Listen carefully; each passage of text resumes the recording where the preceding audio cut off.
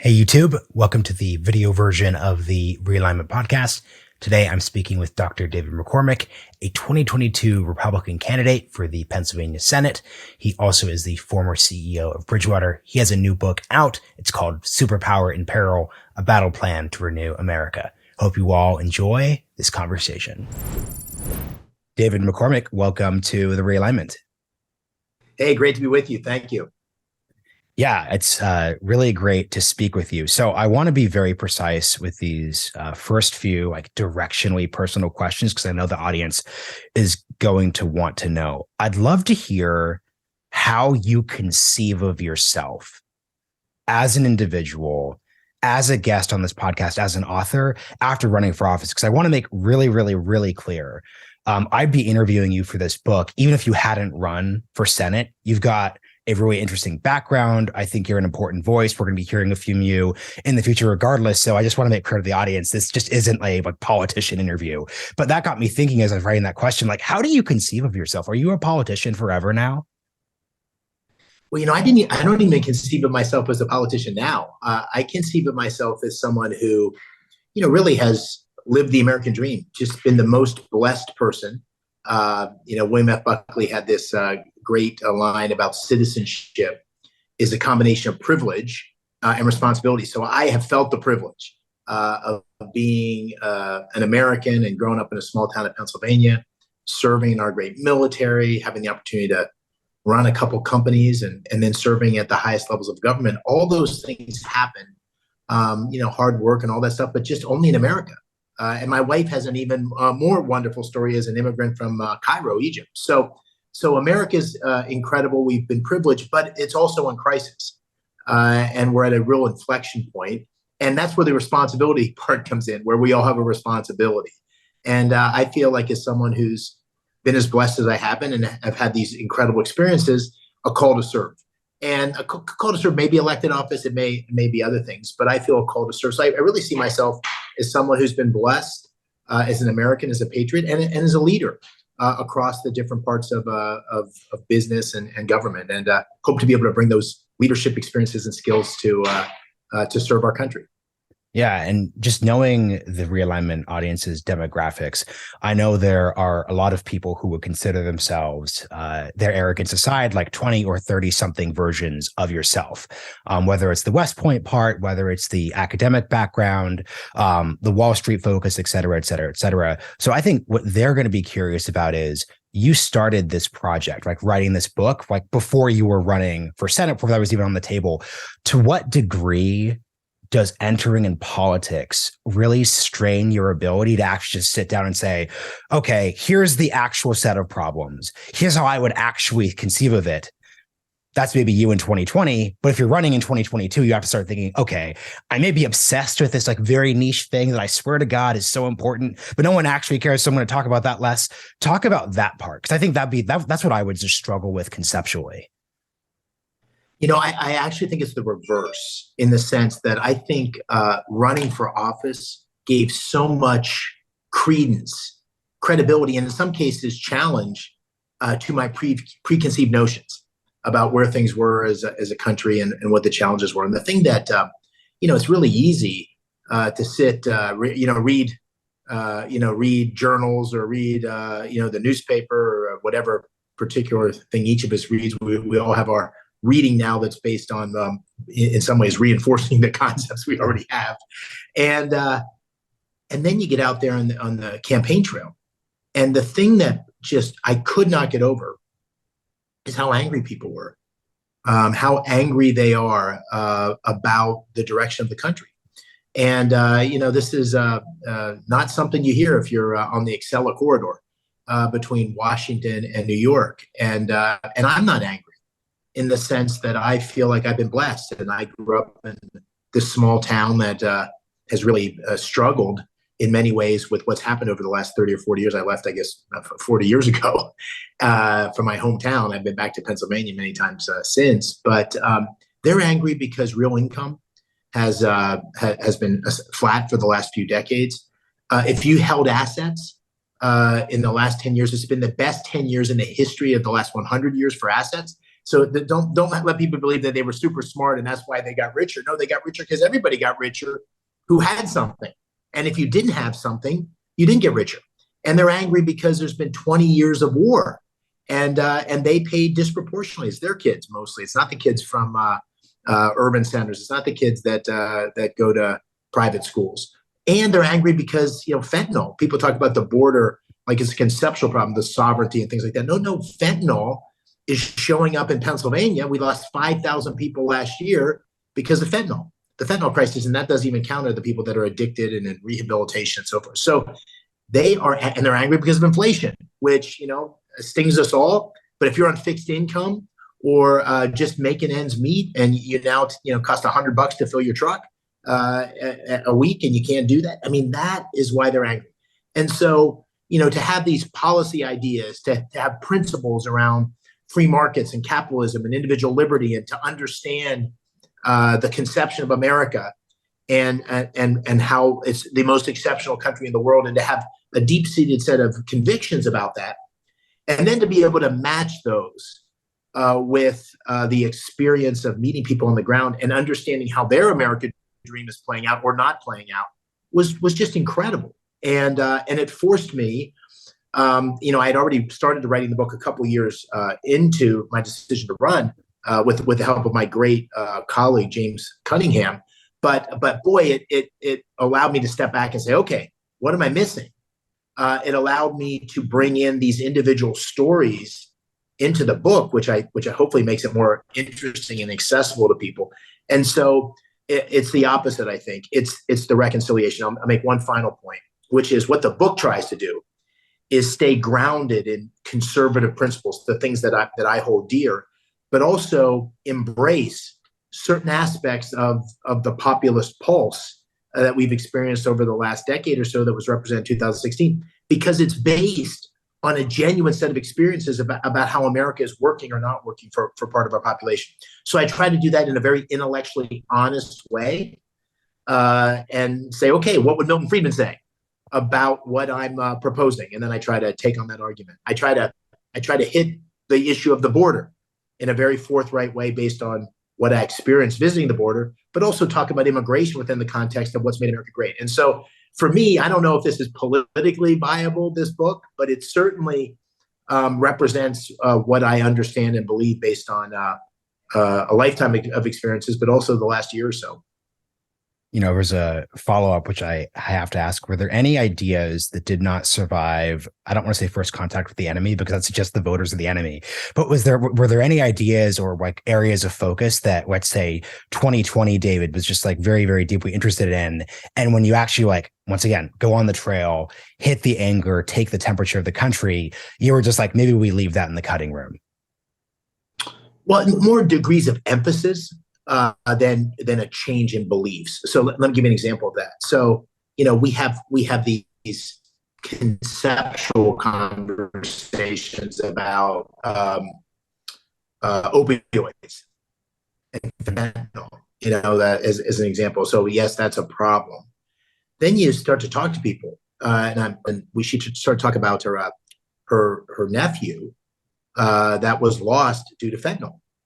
And she said it's everywhere. And so every campaign stop, for the most part, when I get in these diners and get these discussions, I'd say, put your hand up if you were affected, your family or your close circle of friends was affected by fentanyl. Hands went up all over the place. So all of a sudden you have this very tangible experience. I've got a set of views on the war in Iraq. I participated in the war, the Gulf War, and as a soldier, and then I, was a business leader and a government official during the second Iraq War, and I'm in a diner, and a woman named Sally Wargo steps up and talks to me about her son, and she said, you've got to focus on veterans benefits because veterans are not being taken care of adequately, and she told the story of her son Michael and what a great kid he was, and came back from the war and struggled, and then she said, and then he killed himself, and it was just like she told the story, and it was like 80% into the story, she said he killed himself, and then she said, 22 veterans kill themselves a day, and so she starts crying, I start crying. This is, it's more visceral. And so when people talk to me about veterans now, I was supported veterans causes for years. I've been giving money to veterans causes. I've been participating. It feels different now. I am in it in a way that I wasn't before. So sorry, a long answer to your question, but much more emphasis, much more emotion, much more conviction about some of the views that were important in my mind, but now I've added real texture to them. Yeah. And last question about the Pennsylvania race.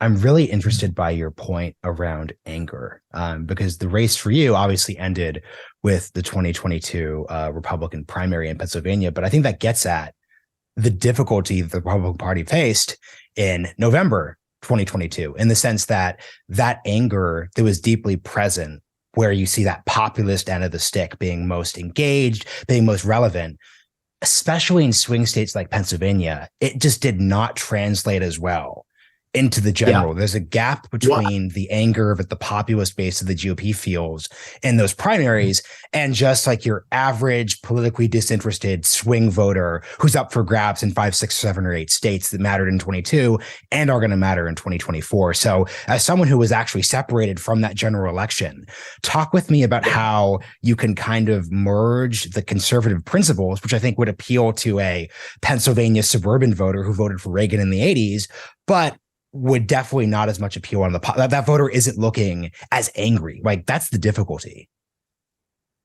Yeah. Well, listen, I'm not a political prognosticator. So this is all intuitive based on just being in the mix in Pennsylvania. So take this with a grain of salt.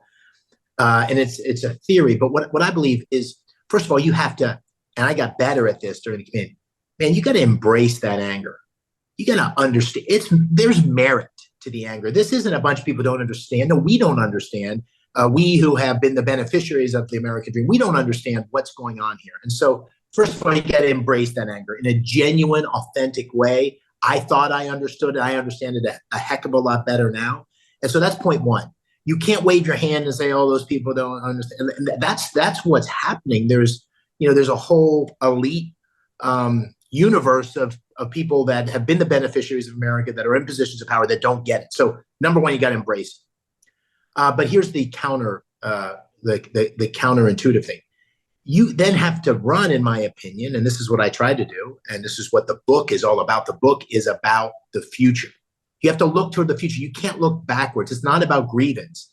It's about a set of ideas that should get America back on track. That's what I think is missing, an optimistic and tangible vision. And the book is about those set of policies, which are essentially educate our people, confront China, secure America. There's a whole agenda for taking America back, renewing America. So what the thesis of the book is that we're in decline. We're in relative decline. We're in absolute decline. We have to embrace that reality, and that's where the anger comes from. But decline is not inevitable. It's a choice. And renewal is not inevitable either. It depends on what we do. And this is a what we should do book. And so I think to win elections going forward, we have to have, we have to have good ideas. We have to have good candidates, because you have good ideas that don't win elections, you're not gonna be able to change the direction of the country. But we have to have ideas that are based in grounded in a belief of the exceptional nature of America. And I'll say one more word. I know I'm running on a bit here. This is the format. You're welcome to go as long as you need to go. This is the American story. We've gotten to the edge of the cliff and we pull ourselves back. We've gotten to the edge of the cliff, we pull ourselves back. And that's part of the basis for my optimism. And I think that's what we need to share on the campaign trail. And the story I would tell over and over on the campaign trail was I've lived through it. I've lived through decline and I've lived through renewal. And so as a kid, this will date me how old I am, but I was 14, 1979, 14, 15, 1979. America's in decline. There is, stagflation, 16% or something like that, inflation. The economy's in recession. We have gas lines around the block. I mean, in my small town and across the country, you had odd days and even days. People forget this, where you can only go get gas on an odd day or an even day, depending on your number. And I remember my dad had like this huge country Squire, which is like this station wagon that's a half a block long with wood on its side. And we would wait in line at the gas pump to fill up the tank. And we had Desert One, where there was this debacle in Iran. to try to rescue the hostage. We lost 8 service members, which has a familiar ring to what happened in Afghanistan. And at the time, roughly 80% of Americans thought the country was heading in the wrong direction. Fast forward in 1983, I'm a plebe at West Point. I'm walking down those spectacular pathways in this, magnificent stone buildings in the mountains looking down, and it's morning in America. The economy's on fire, inflation's in check. We've reinvested in the military. It's the beginning of the end of the Cold War. We're 6 years away from the end of the Cold War in 1989. You could feel the confidence. America was back, and that was 4 years later under the leadership of Ronald Reagan. And so today, where 80% of Americans feel like the country's heading in the wrong direction, we have some of those same symptoms, but I think with good ideas and the right leadership, we can renew America, and that's where the confidence comes from, and that's where I think we need to come forward. The agenda, by the way, of what to do is not the same as Ronald Reagan in 1980. I'm not making that point. I'm saying the agenda has to be the agenda that's appropriate for the challenges of our time. And that's what I try to do in the book. I lay out an agenda for the challenges of our time, which is good ideas and good leadership. And I try to highlight what both would require. Yeah, I want to hit on what's basically the topic of the episode, that being decline. When I think of this decline narrative, I kind of like to intellectually check myself by imagining how this conversation would look if we were, let's say, like British politicians in the 1950s. Because if you're a British politician in 1950, you're in this awkward position of reconciling yourself to the fact that World War I and World War II, the overall decline and fall of the empire, mean that no matter what you do, and then just the global economic presence of the United States, you cannot make it 1885 ever again. So to this context, if we're looking at the 1980s, obviously you have a Soviet Union that is just completely decoupled from the United States by default. You have economic competition, namely Germany, Japan, who are just allied with us. So yes, like it's going to kind of, suck if we lose jobs, but it's not the same national security threat. The environment's completely different. So when you think about the 1980s decline renewal narrative and today's narrative, what is something we maybe have to let go of? Do you kind of get what I'm saying in terms of like looking to the future, not the past? Because from my perspective, I grew up in the 1990s. I have to let go of the fact that we're just never going to live in a world where America is X percentage of the global economic pie. Yeah. And so many assumptions from my childhood were based upon that fact. And I'm going to have to let that go. Like we could renew ourselves. What's your version of sitting through that dynamic? Well, let me make a distinction between Britain's decline and America's decline and renewal in the past, because I think the difference is America truly is exceptional, and that's not to take anything away from the British Empire. But President Obama made a point which I want to draw a strong contrast to. He said, "Of course, America is exceptional, just like the British think they're exceptional, and the Greeks think they're exceptional." No, that's not true. It's not true in the following sense. America, by any measure, has been the most exceptional country in the history of the world, by the measure of a country conceived with the sole goal to create individual liberty, and that the design of the government was in service of that individual liberty, an economy that's driven by a set of principles around free markets capitalism, and a set of ideas that have transmitted to the rest of the world in a way that's alleviated poverty. Americans' leadership throughout history has been a source for peace and stability in totality. That's not to say every point in time has been that, but in totality. And so that history is really quite unique. And when we look at the question of American decline, we have to look at that within the context of what it means for America and Americans and the promise of the American dream that's part of our system. But we also have to look at it what it means for the world. And so the contrast between the 1980s and the Soviet Union and Japan and Germany and today, I think when we talk about relative decline and relative renewal, it doesn't have to be at the expense of other countries. In other words, your point about we're 30% of GDP. It may not be that America has to have the same relative economic well-being compared to the rest of the world. What is critical at the American leadership abroad, America's role in the world is unique in its capacity to be a role model and example, and its capacity to protect American interest abroad. And what has to also be true for American renewal to be in place is that the American dream, the promise, remains intact. And the promise, if you want to say it in a nutshell, is that no matter where you start in America, there's an opportunity for a prosperous, successful, free life. And that our system doesn't become so stagnated that the promise of opportunity and growth and personal success is limited, and we get locked into a system like other countries where you're born rather sort of determines where you finish. And that dynamism within America is being lost. That social mobility of someone to be able to start in the fourth quartile and make it to the first quartile is not as obvious as it used to be. The capacity of parents to think that their kids are going to have a better life than they are is no longer the case. And there's two philosophies of how to fix that. One philosophy which is our conservative philosophy, is to create a society that has maximum opportunity for everybody. So depending on your hard work and your skills and your ability, you have just as much a chance as anybody else to succeed and live your American dream. And then there's another philosophy, which says everybody should have a promise of the same outcomes. And this book is about the first, not the second, but it's within the context of today's challenges and trying to lay out a pathway for how America can renew itself for the next century.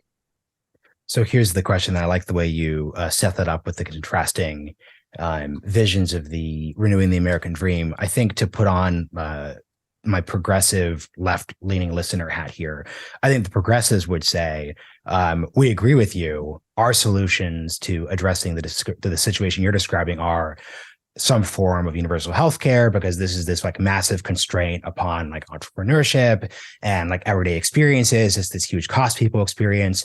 Two, we're going to either like incredibly subsidize like higher education and make degrees cheaper in the sense that like someone else is paying for it, but at the customer level, still, yeah, I'll give you that one still, but it's still cheaper.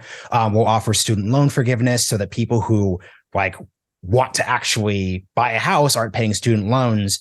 And then we'll also like raise taxes on wealthier people. Not your level of wealth, but I'm definitely upper middle class. They'll raise taxes on people like us to then pay for programs that help people achieve that. If you're saying the conservative movement has moved on from the 1980s, so we're not just going to say, and this wasn't all Reagan was saying, but you're not just going to come on this podcast and say, well, that's why we've got these tax cuts for you. That I know that's not going to be your answer. Like, what is the conservative? And you could obviously like knock down the pins I kind of set up semi unfairly, but like, what's the conservative 2023 response to how you actually preserve the American dream then? Well, there's so many dimensions of that I think it's probably most useful to pick a couple. What's David's response? That's a better way to put it. Like, how do you think of it? Well, the book elaborates on a number of them, but let me pick one that's where I think the contrast between the progressive rhetoric and the progressive reality of the policies put in place, and where the contrast with conservatives is so obvious and clear, and that's in education. So let's go to education for a second, because what's happening is a revolution in education, and the question is whether we're going to have enough momentum to create a tipping point. But during COVID, what became apparent is what's really going on in our schools, both the curriculum that's being taught about the role of America in the world, as an example, and whether American exceptionalism is really true, or whether America is a racist country and conceived in racism, and that should be the defining narrative. And also a whole agenda around progressive ideas and sexualization of our kids at very early ages, where the teachers are becoming intermediaries in terms of talking to our children about such things, and where the role of parents was very divorced from the reality of what's happening with students in the classroom. The traditional conservative response has been choice. And that the need for that is more obvious than ever. And so if you want to have the opportunity for everybody, then it's inherently discriminatory against those who have the least to enforce a public school system or teachers unions driving an agenda which limits their opportunity. And yet that's exactly what the progressive agenda entails. And so that's a perfect example where kids should essentially have the amount of money that we're spending to facilitate them having opportunity almost on their back in a backpack that they can take wherever they want to go, wherever their parents help them choose, to ensure they get the right education. And that sort of competition, that sort of dynamic, that empowerment and enablement of parents and students into our education process is the kind of big, bold ideas that are necessary. Now, of course, people have been talking about that for years, but what's happening now, I think if you look in states like Arkansas and Florida, Iowa and elsewhere, is real momentum on a fundamental transition. And if you think about what we need to renew America, we are declining in relative terms in math, science, and engineering relative to other developed countries. We're in the low teens or something like that, high teens rather. We are struggling as a country, and the core to opportunity for everyone in our society is education. So that's one example. The second example, which cuts against conservative orthodoxy, really involves free trade.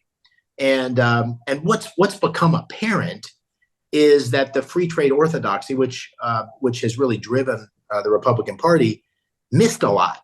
It missed a lot. And if you want to ask yourself, really, did it miss a lot? Well, here's a question for you. If we just lived through COVID and all of us, you and I and others, discovered, I didn't know this, and I'm pretty plugged into this stuff, that like 90+% of our semiconductors that we need to kind of make our country run are manufactured 90 miles from mainland China.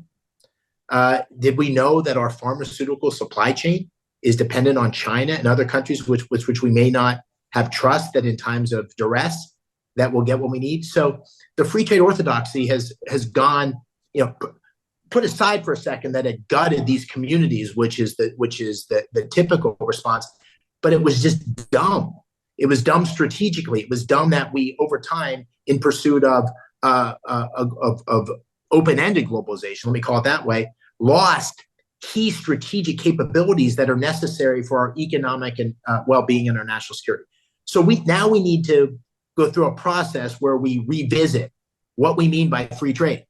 And the concept of fair trade, I think, is a good one. And I do think some of the concepts that President Trump introduced around reciprocity and ensuring that in these key strategic industries, we have a mental map that ensures that we're not dependent on fair weather friends or no friends at all.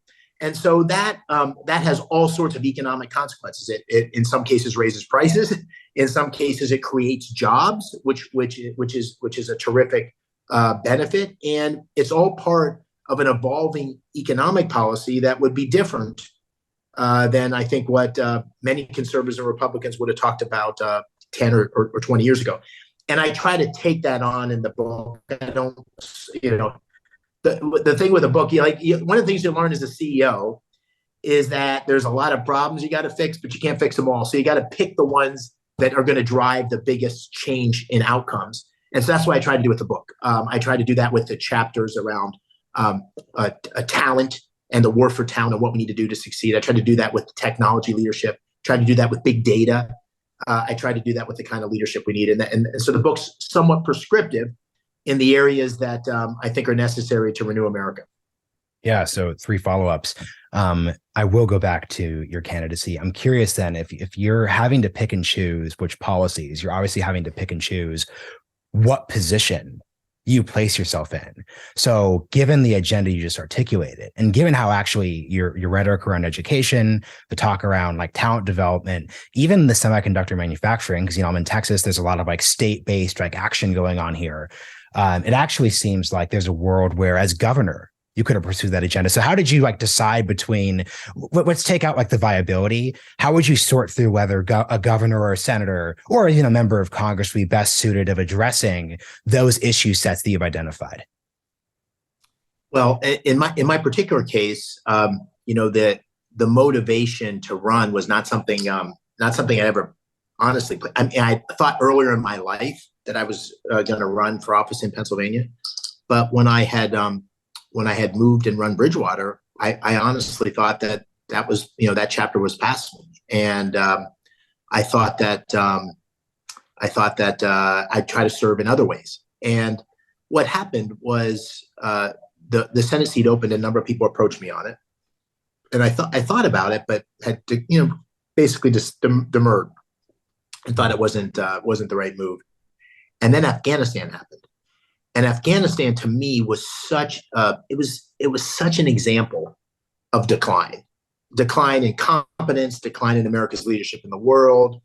And it violated so many principles that I hold dear in terms of our dependability as an ally, as the way we treat people that have been in the trenches with us, the incompetence of it, the strategic lack of strategic oversight or vision with Bagram falling, and that really got me thinking again. And there's lots of reasons to run for different offices. I thought that the Senate offered an opportunity for me to bring to bear all those experiences I had had as a CEO of a technology business, as a CEO of an investment business, as someone who had served at the highest levels of government, as someone who had been a soldier. And I thought that there's lots of things one could do as a governor to help Pennsylvania. There's other reasons why I don't want to suggest that the only reason, but I thought the Senate seat was a place where my voice could do the most for the country and the most for Pennsylvania. And so that was the motivation for running. And the thing about running for office is you just don't know. It's you jump in the arena. The best metaphor I could think is, remember that movie Gladiator? Yeah, with Russell Crowe. And you're in the big arena, and the people are in there, they're throwing stuff in the arena, and then you're standing there by yourself with the sword, and all of a sudden the trap door opens and the tiger jumps out. And you kill the tiger, and then the next thing the chariot comes in. And it is, this is not for the faint of heart. This is not for the faint of heart. And to do it, I think, and to do it successfully, and obviously I didn't do it successfully in at least one respect. I think you have to be clear on who you are, why you're running, and that this is the nature of politics. And if you believe the cause is bigger than you, then it gives you the motivation. And when people ask me, why did I run? And I go through that discussion, and they say, well, it's so messy and so nasty and it's so terrible. And you get attacked on the right, you get attacked on the left. And my answer is, well, if not people like me, that's not to put me on a pedestal, but people like me who have been so blessed, if we don't do it, then who will? Because at some level, what's to lose? If you know who you are, if you're proud of the life you've lived and you're doing it for the right reasons, the worst thing that can happen is you fall short, which is unfortunately what happened in my case. But you can leave that effort proud that you were trying to do something beyond yourself. And so that's modern day politics. People do it for lots of different reasons, but that was the reason I did it. A couple good follow-ups come to mind. So as I'm thinking about your articulation of both this intellectual product, but also your candidacy, you're trying to you said this explicitly, you're trying to reconcile like your conservative foundation and your principles with the actual like populism that's driving parts of the movement and play disproportionate roles in primaries. The Afghanistan topic is the perfect way to think through that lens, because I'm sure this.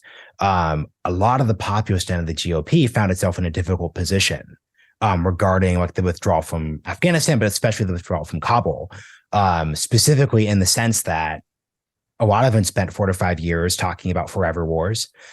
They were explicitly very frustrated that President Trump did not end the Afghan campaign, in contrast to many of his privately and often publicly articulated desires. So when they look at President Biden, they're saying, well, I wouldn't have withdrawn that way, but I still would have withdrawn. How do you think about the awkward tension that I think was somewhat covered up by just how badly the withdrawal went? Let me put it this way. If the withdrawal had been more competent, I think you would have seen a bigger fight on the right over the actual policy. So how do you think about those two poles? Well, first of all, yes, the incompetence brought everybody together in the sense that it was so obviously inconsistent with who we are and who we want to be. I think this is a time for a very thoughtful debate within the conservative movement up to this point.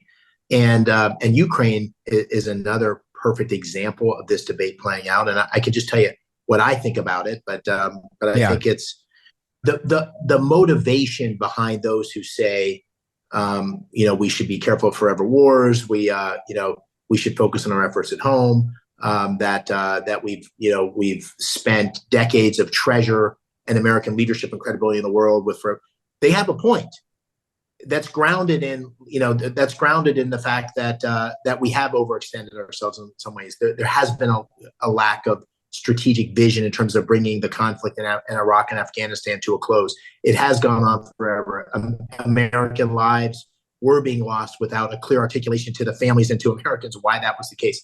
So it's grounded in a fundamental reality that has to be embraced in some way. The lack of accountability on how we're spending money, the fact that people are taking billions of dollars of American hardware, military hardware, out of the airbase. So there's an anger there, or frustration, or that's grounded. I worry that in reaction to that, will learn the wrong lesson.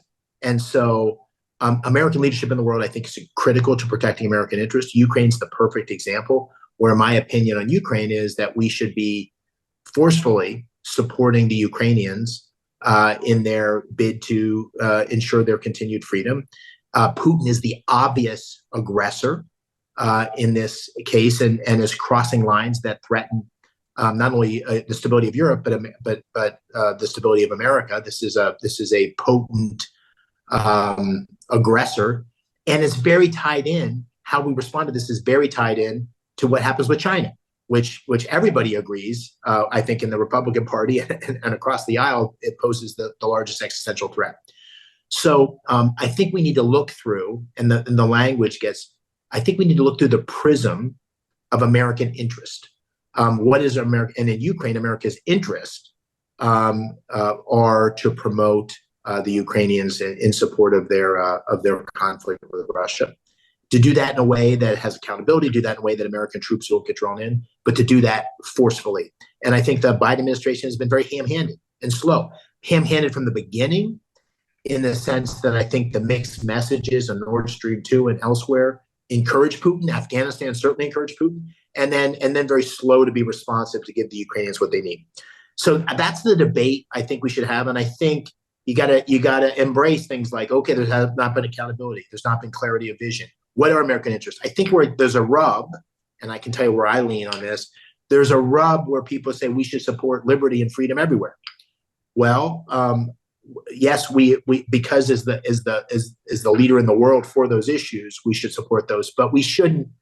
I wouldn't make the argument for supporting Ukraine in the same way that I'm making it now if it weren't such hard American interest at risk. And so that's my philosophy. But I think that's going to be a fulsome debate within the Republican Party. And I think we have to step into that, because I think America in retreat is ultimately going to sacrifice America at home. And that's what people aren't necessarily embracing, is that America's strength at home and America's strength abroad are the same side of the same coin, or the different sides of the same coin, rather. Yeah. So for these last two big questions, I want to really hit at the most realignment centric ones. So one would be, when you are, and by the way, I really appreciate your articulation of the way you're reconciling your previously held beliefs to the trade policy one. I think that's a perfect articulation of like the issue set and the tensions. That said, there's not a lot that you articulated that a press secretary in the Biden administration would necessarily disagree with. They would say, you're right, David. That's why we passed the CHIPS Act. That's why, and they wouldn't say this as publicly as true, we largely continued the Trump decoupling policy, and in many ways actually like ramped it up.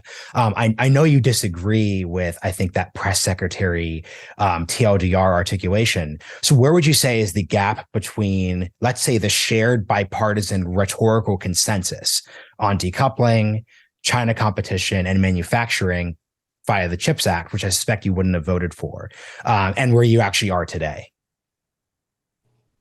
Well, I think with what President Biden, the administration has done, I think it's important to look hard at rhetoric versus reality. And the reality of what's happened with the legislation you refer to is there's been three big pieces of legislation. There's been the CHIPS Act, there's been the infrastructure bill, and then there's been the in almost a laughable twist of words, the Inflation Reduction Act, which has been anything but. And this is this is enormous. It's $10 trillion of incremental spending over the next decade. This is a re-engineering in many ways of the U.S. economy. It's a very strong focus on retooling our economy in the direction of green. The infrastructure bill in particular, the Inflation Reduction Act in particular, and the CHIPS Act, which I want to acknowledge the motivation behind that is consistent with what I just said, which is we need to bring our semiconductor capability home. It's a tiny fraction of what's required.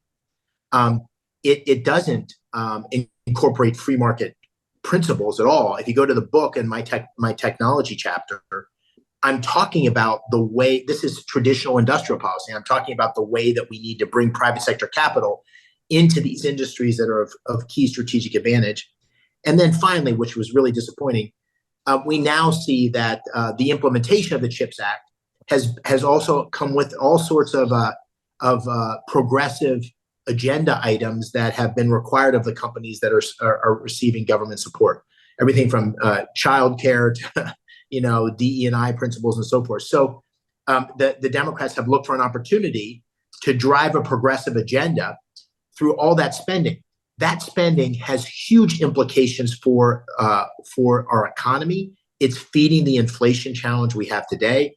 It's contributing to our debt, which of course is leading to enormous interest payments. And so it's fundamentally different from everything that I'm describing. But I agree with you. They're certainly trying to talk in that same language. And the reason they're trying to talk in that same language is because all those people that I'm describing think the government's not doing anything for them.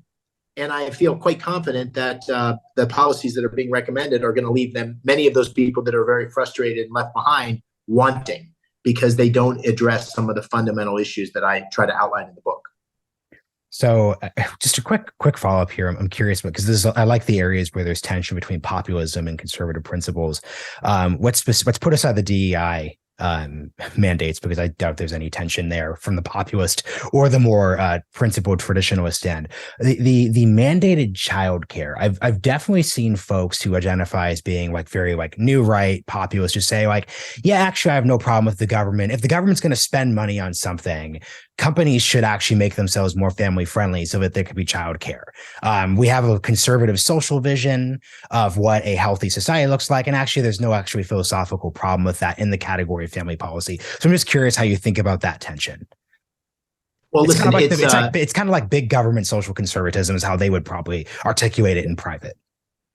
Yeah, my view on this is, and I have two examples in the book where I contradict this notion, which I try to highlight. Hey, I say a red flag. I'm contradicting what I'm about to say, but here's why. But basically, I think as conservatives, and I think this is where the populist streak and traditional conservatives comes together, is less government is better. And so I was a CEO of multiple companies. I had to compete for talent. I spent lots of time trying to make sure that our childcare policies and all of our policies put us in a position to have a healthy, viable, dynamic, highly talented workforce. And that's the way the private sector works. And it works. We've got a lot of history. That stuff generally works. And so the government saying, I'm going to put my finger on the scale here and here and here.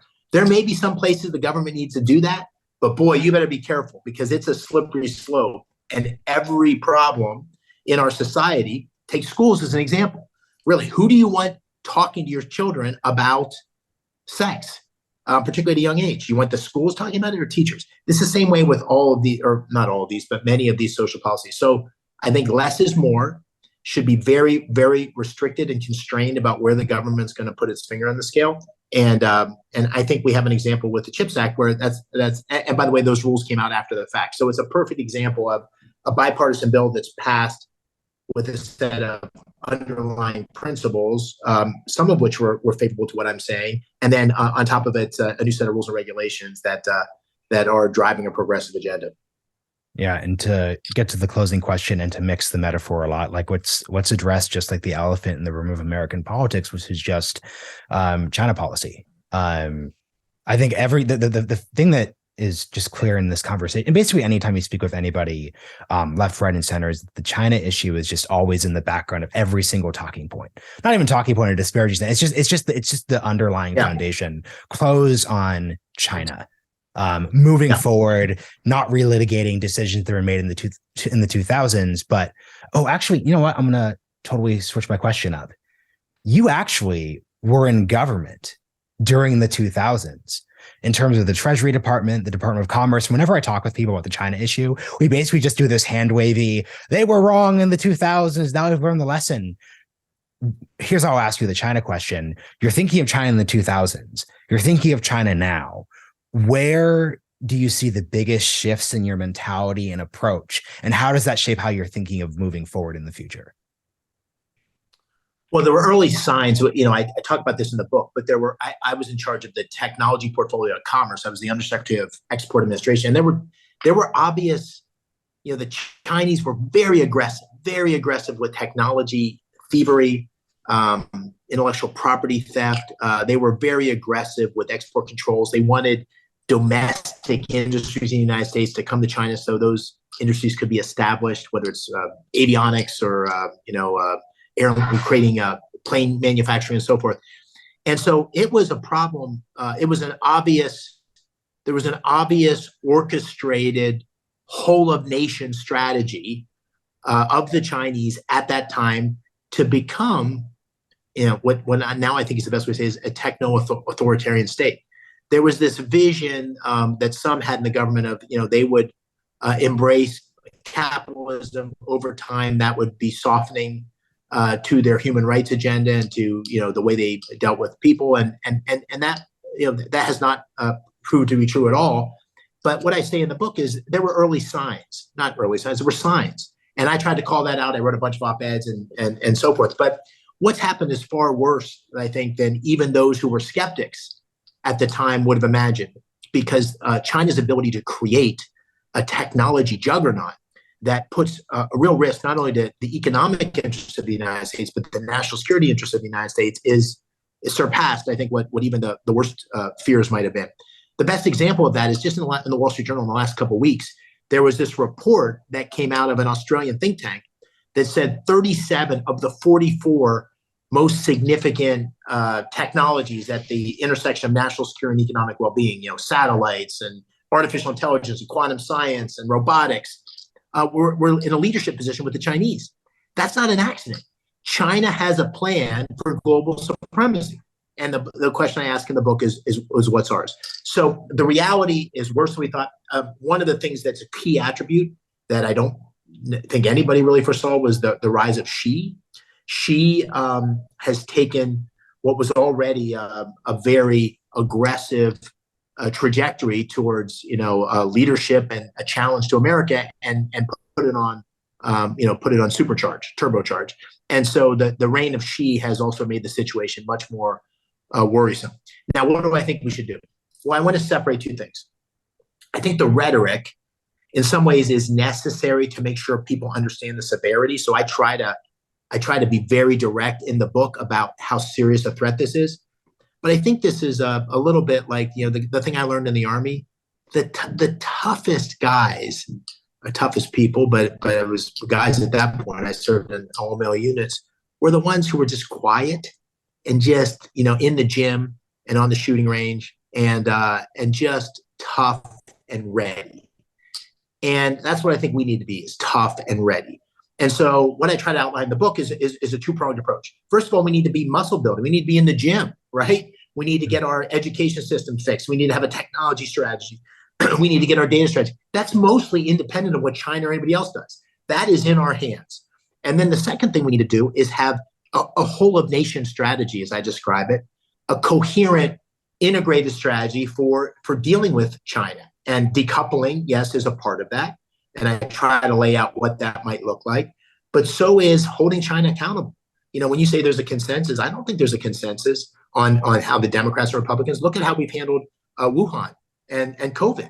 No, I think it's been obvious for a long time. It was common sense in the beginning that the virus likely emanated from the lab that's located in Wuhan.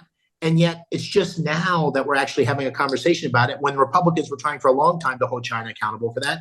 Chinese have not cooperated at all. The Democrats and the media have essentially pushed that under the carpet. So hold China accountable for everything from human rights abuses, call it out, Wuhan and so forth.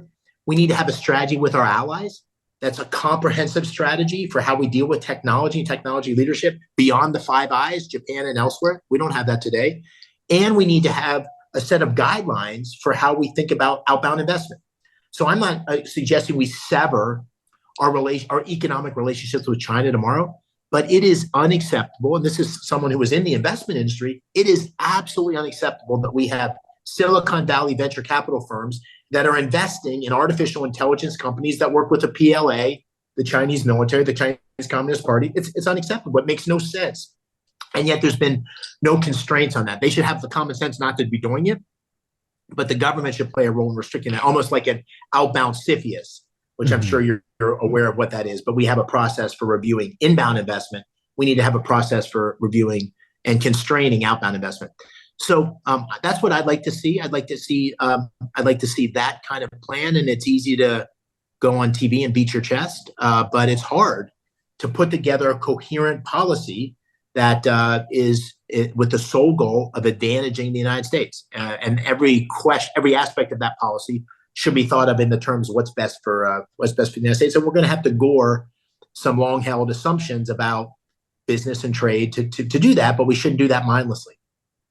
I think that's an excellent place to end, given the fact that we need to be forward-facing. I just want to really highlight your point about outbound investment as a place folks really need to cover, because at this point, if you thought there was a place where people would have just gotten the message at an organic level, as in government doesn't need to intervene, you think it would have been this one. And the fact that it just has not been received yet. I think if you're an LP, you should be incredibly worried about a firm that's in the face of everything is still making those moves. But like clearly this is a case where not just thinking of the inbound, but the outbound is very helpful. So I think I want folks to really like focus on those set of ideas. Well, David, this has been really great. I've really enjoyed this. Best of luck with the book launch, and thank you for joining me on the Realignment. Hey, thanks for having me. It's been my pleasure.